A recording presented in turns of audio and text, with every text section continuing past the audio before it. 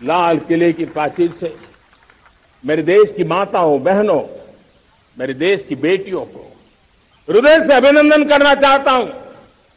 देश आज जब पहुंचा है, अब विशेष शक्ति जुड़ रही है मेरी माताओं बहनों के सामर्थ्य की।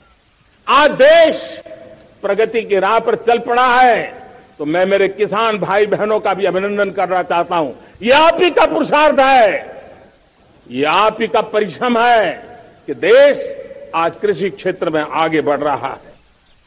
मैं मेरे मजदूरों का, मेरे श्रमिकों का, मेरे प्रिय परिवारजन, ऐसे कोटि कोटि श्रमिकों को आज मैं नमन करता हूं, उनका अभिनंदन कर रहा हूं। देश आज जो आधुनिकता की ओर बढ़ रहा है, विश्व की तुलना करने वाले सामर्थ्य के साथ नजर आ रहा है, उसके पीछे मेरे देश के मजदूरों का, मेरे देश के श्रमिकों का बहुत बड़ा योगदान है। आज समय कहता है कि लाल किले की प्राचीर से मैं उनका अभिनंदन करूं, उनका अभिवादन करूं। और ये मेरे परिवारजन, 140 करोड़ देशवासी, मेरे इन श्रमिकों का, रेहड़ी पटरी वालों का, फूल सब्जी बेचने वालों का हम सम्मान करते हैं। मेरे देश को आगे बढ़ाने में, मेरे देश को प्रगति की नई ऊंचाई पर ले जाने में प्रोफेशनल्स की बहुत बड़ी भूमिका है, बढ़ती रही है। चाहे साइंटिस्ट हो, चाहे इंजीनियर्स हो, डॉक्टर्स हो, नर्सिस हो, शिक्षक हो, आचार्य हो, यूनिवर्सिटीज हो, गुरुकुल हो, हर कोई मां मातृ भारती का भविष्य उज्जवल बनाने के लिए अपनी पूरी ताकत से लगा हुआ है। मेरे प्यारे परिवारजनों, राष्ट्रीय चेतना वो एक ऐसा शब्द है जो हमें चिंताओं से मुक्त कर रहा है। और आज वो राष्ट्रीय चेतना ये सिद्ध कर रही है कि भारत का सबसे बड़ा सामर्थ्य बना है भरोसा, भारत का सबसे बड़ा सामर्थ्य बना है विश्वास।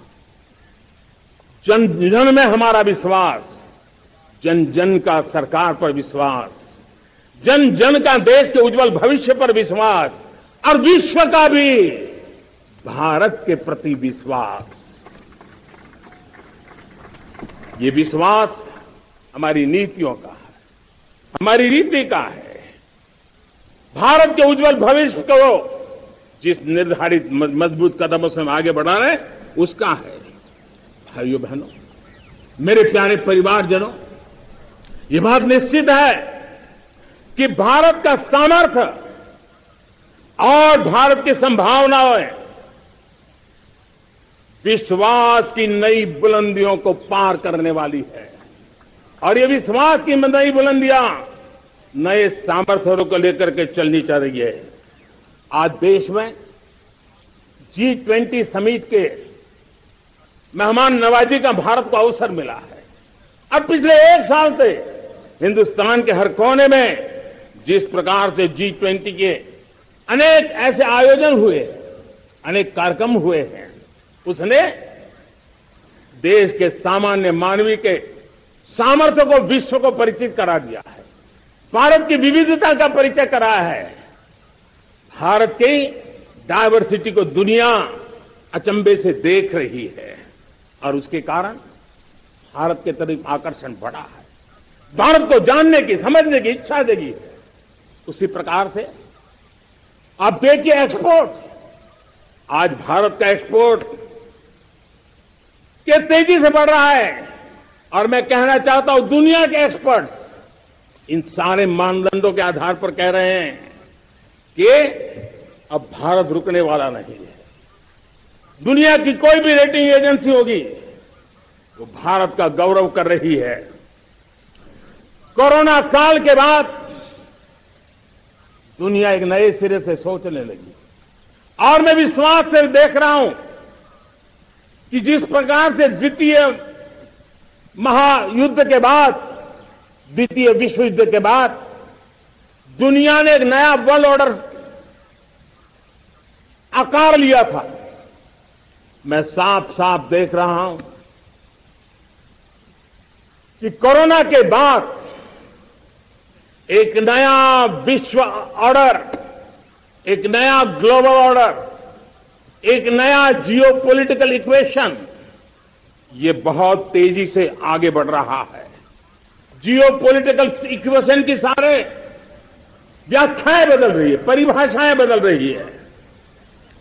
और मेरे प्यारे परिवारजनों, आप गौरव करेंगे, बदलते हुए विश्व को शेप देने में आज मेरे 140 करोड़ देशवासियों आपका सामर्थ्य नजर आ रहा है। आप निर्णायक मोड़ पर खड़े हैं। और कोरोना काल में भारत ने जिस प्रकार से देश को आगे बढ़ाया, दुनिया ने हमारे सामर्थ्य को देखा है। जब दुनिया के सप्लाई चेन तहस नहस हो गई थी, बड़ी बड़ी अर्थव्यवस्थाओं पर दबाव था, उस समय भी हमने कहा था हमें विश्व का विकास देखना है तो मानव केंद्रीय होना चाहिए, मानवीय संवेदनाओं से भरा हुआ होना चाहिए, और तब जाकर के समस्याओं का सही समाधान निकालेंगे। और कोविड ने हमें सिखाया है या हमें मजबूर किया है, लेकिन मानवीय संवेदनाओं को छोड़ करके हम विश्व का कल्याण नहीं कर सकते। आज भारत ग्लोबल साउथ की आवाज बन रहा है। भारत की समृद्ध विरासत आज दुनिया के लिए एक अवसर बन रहा है। Global economy, global supply chain, इसमें भारत की हिस्सेदारी, मैं पक्का विश्वास से कहता हूं, आज जो भारत में परिस्थिति पैदा हुई, आज जो भारत ने कमाया है, वो दुनिया में स्थिरता की गारंटी लेकर के आया है। अब न हमारे मन में, न 140 करोड़ मेरे परिवारजनों के मन में, और न ही दुनिया के मन में कोई इफ्स है, कोई बट्स है। विश्वास बन चुका है। मेरे प्यारे देशवासियों, अब गेंद हमारे पाले में है। हमें अवसर जाने नहीं देना चाहिए, हमें मौका छोड़ना नहीं चाहिए। भारत में मैं मेरे देशवासियों का इसलिए भी अभिनंदन करता हूं कि मेरे देशवासियों में एक नीर क्षीर विवेक का सामर्थ्य है, समस्याओं की जड़ों को समझने का सामर्थ्य है। और इसलिए 2014 में मेरे देशवासियों ने 30 साल के अनुभव के बाद तय किया कि देश को आगे ले जाना है तो स्थिर सरकार चाहिए, मजबूत सरकार चाहिए, पूर्ण बहुमत वाली सरकार चाहिए। और देशवासियों ने एक मजबूत और स्थिर सरकार बनाई। और 3 दशकों के जो अनिश्चितता का कालखंड था, जो अस्थिरता का कालखंड था, जो राजनीतिक मजबूरियों से देश जकड़ा हुआ था, उससे मुक्ति बनी है। मेरे प्यारे परिवारजनों, देश के पास आज एक ऐसी सरकार है, वो सर्वजन हिताय सर्वजन सुखाय, देश के संतुलित विकास के लिए समय का पल पल और जनता की पाई पाई, जनता की भलाई के लिए लगा रही है। और मेरी सरकार, मेरे देशवासियों का मन एक बात से जुड़ा हुआ है।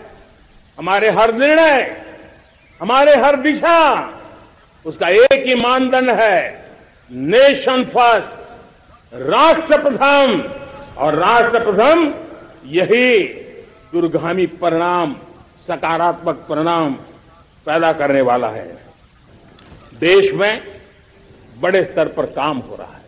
और लेकिन मैं कहना चाहूंगा, 2014 में आपने एक मजबूत सरकार बनाई, और मैं कहता हूं 2014 में और 2019 में आपने एक सरकार फॉर्म की, तो मोदी में रिफॉर्म करने की हिम्मत आई। आपने ऐसी सरकार फॉर्म की कि मोदी को रिफॉर्म की हिम्मत आई।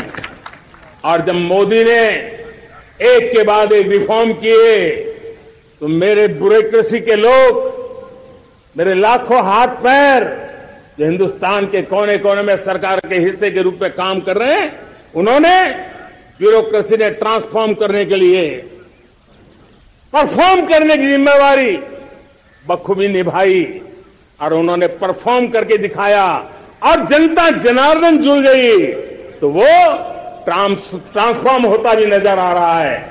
और इसलिए रिफॉर्म, परफॉर्म, ट्रांसफॉर्म, ये कालखंड अब भारत के भविष्य को गढ़ रहा है। और हम